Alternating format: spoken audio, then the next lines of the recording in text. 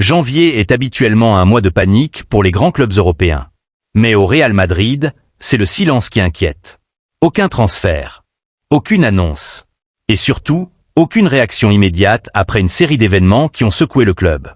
Pourquoi le Real Madrid refuse-t-il d'entrer sur le marché hivernal alors que l'équipe traverse une zone de turbulence? Que cache réellement cette stratégie? Et sommes-nous en train d'assister au début d'un changement de cycle historique au Santiago Bernabéu?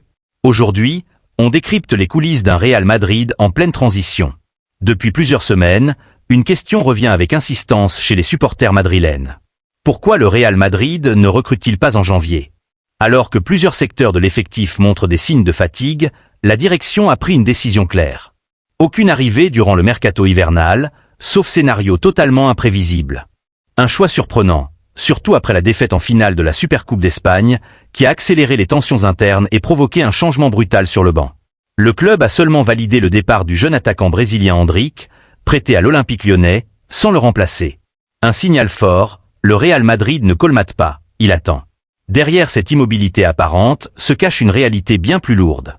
Le coût colossal du nouveau Santiago Bernabéu. Les chiffres parlent d'eux-mêmes.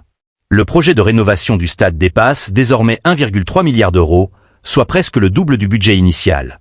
Face à cette explosion des coûts, Florentino Pérez a fait un choix stratégique.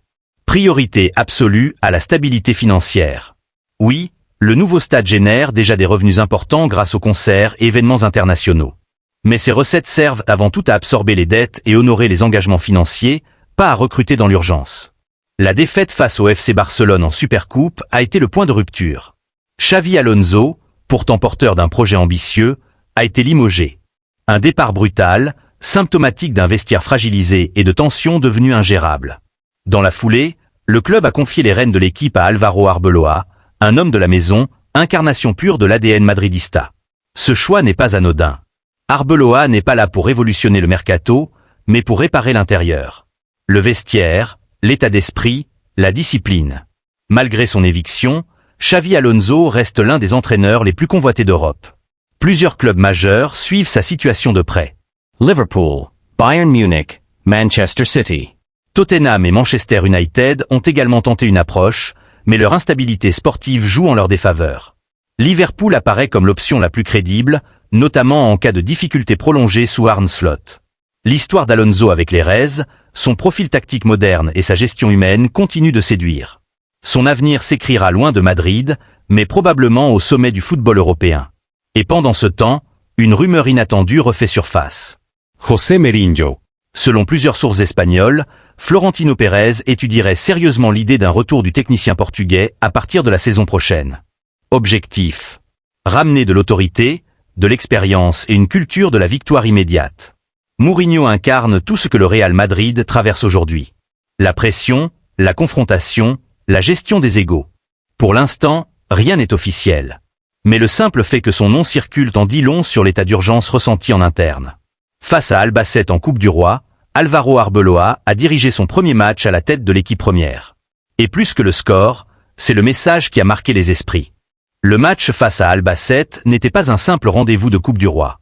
C'était un test d'autorité. Un test de crédibilité. Et surtout, un test de contrôle du vestiaire.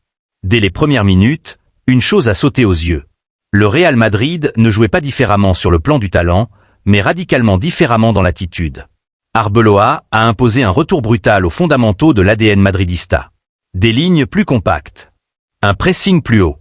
Une agressivité maîtrisée, parfois même excessive, comme pour envoyer un message clair. Plus personne n'est intouchable. Sur le banc, Arbeloa n'était pas dans la gestuelle spectaculaire. Il observait. Il notait. Il évaluait les comportements plus que les statistiques.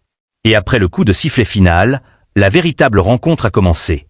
Celle de la conférence de presse. Face à une salle comble, Arbeloa s'est exprimé avec une sérénité presque déstabilisante. Pas de promesses irréalistes. Pas d'excuses. Mais une ligne claire. Nous ne jouons pas seulement pour gagner des matchs. Nous jouons pour restaurer quelque chose qui s'est perdu à l'intérieur. Cette phrase résume toute sa vision. Arbeloa ne parle pas de système, il parle de culture. Il reconnaît implicitement que le vestiaire a été fracturé, que des clans se sont formés, et que la période précédente a laissé des cicatrices. Mais au lieu d'accuser, il tranche. Le passage le plus fort de sa déclaration arrive lorsqu'il évoque la hiérarchie. Le leader n'est pas celui qui parle le plus fort. C'est celui qui protège le groupe. Un message directement adressé à certains cadres. Un avertissement déguisé. Au Real Madrid version Arbeloa, le statut ne protège plus de l'exigence. Il insiste également sur la stabilité mentale, rappelant que l'équipe a frôlé le basculement émotionnel à plusieurs reprises durant le match. Pour lui, le vrai chantier n'est pas tactique, il est psychologique. Enfin, interrogé sur Xavi Alonso, Arbeloa choisit une posture intelligente. Respect sans nostalgie. Chaque entraîneur a sa manière de gérer. Dans mon vestiaire, il n'y aura pas de place pour les égos au-dessus du collectif. Ce n'est pas une rupture violente. C'est une purification silencieuse. Le Real Madrid traverse aujourd'hui l'un de ces moments que l'histoire du club connaît trop bien.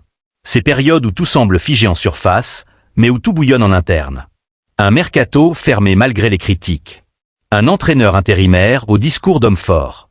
Un ancien coach déjà projeté vers l'élite européenne. Et un président qui pense à long terme, quitte à frustrer le présent. Ce Real Madrid n'est pas en train de reculer. Il est en train de se contenir. Florentino Pérez a fait un pari risqué. Supporter la tempête aujourd'hui pour mieux frapper demain. Mais ce pari repose sur une condition essentielle. qu'Arbeloa parvienne à stabiliser le vestiaire, à restaurer l'autorité et à réconcilier l'équipe avec son identité. Car au Real Madrid, les titres ne se gagnent pas uniquement avec des stars. Ils se gagnent avec une hiérarchie claire, une pression assumée et une exigence constante. Les prochains mois seront décisifs. Soit cette transition accouche d'un nouveau cycle fort. Soit elle révélera des fractures plus profondes que prévu. Une chose est certaine. Le Real Madrid est entré dans une phase où chaque décision comptera. Et dans ce club, l'histoire ne pardonne jamais l'hésitation.